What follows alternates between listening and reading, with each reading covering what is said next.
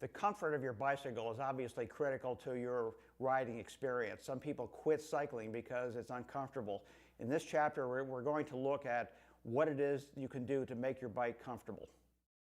This is important for both men and women. This is the older type of saddle. It had a hump in the middle of it, and from that you would get numbness and soreness, and it's probably not necessary to describe that any more than that. You know what I mean?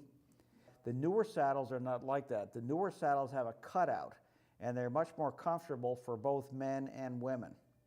Now, just one comment here about saddles. It's the sit bones of you that support you. It doesn't matter how big your butt is. It's the size of your sit bones that determine the size of the saddle that you need.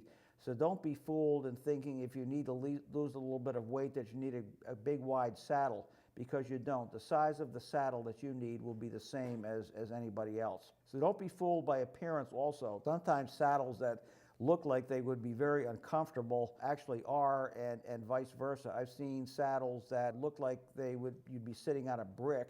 They look terrible, but they're actually very comfortable. Conversely, there are some saddles which are big wide things with huge springs and everything, and they're not very comfortable to sit on. So it's probably good to try out saddles and find one that you really like. Now, I'd like to ask this question: does your seat have an attitude?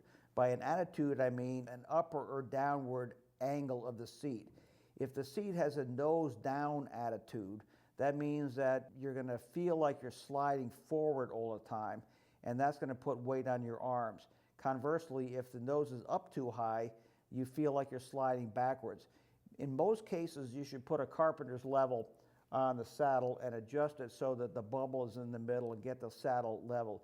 My advice is that only if you know by experience that having it anything other than level works for you, keep it level, or at least start there. Women's specific designs are very important. They're a relatively new part of the bicycle industry. Women's bikes are not smaller, they are made for a different body geometry. Men and women have different ratios of arms to torso to legs and so on, and women's specific bicycles are made with that in mind. These are a couple of bikes by Specialized. The Specialized Roubaix is on the left, and the woman's version, the Ruby, is on the right. These are both very high-end bikes. There are two types of fittings that I could describe. One is call it the ballpark fitting. That's just a real quick 10-minute fitting. The people that do ballpark fittings learn it on the job, how to do a quick fitting. When you buy a new bike, you probably get a ballpark fitting. You may get the saddle adjusted to the right height, maybe a little bit of handlebar rotation, and then off you go. You should be looking for clues as to comfort problems with you on that new bike, though, so that you can come back at a later time and get a professional fitting. This is much more involved. It probably will take an hour.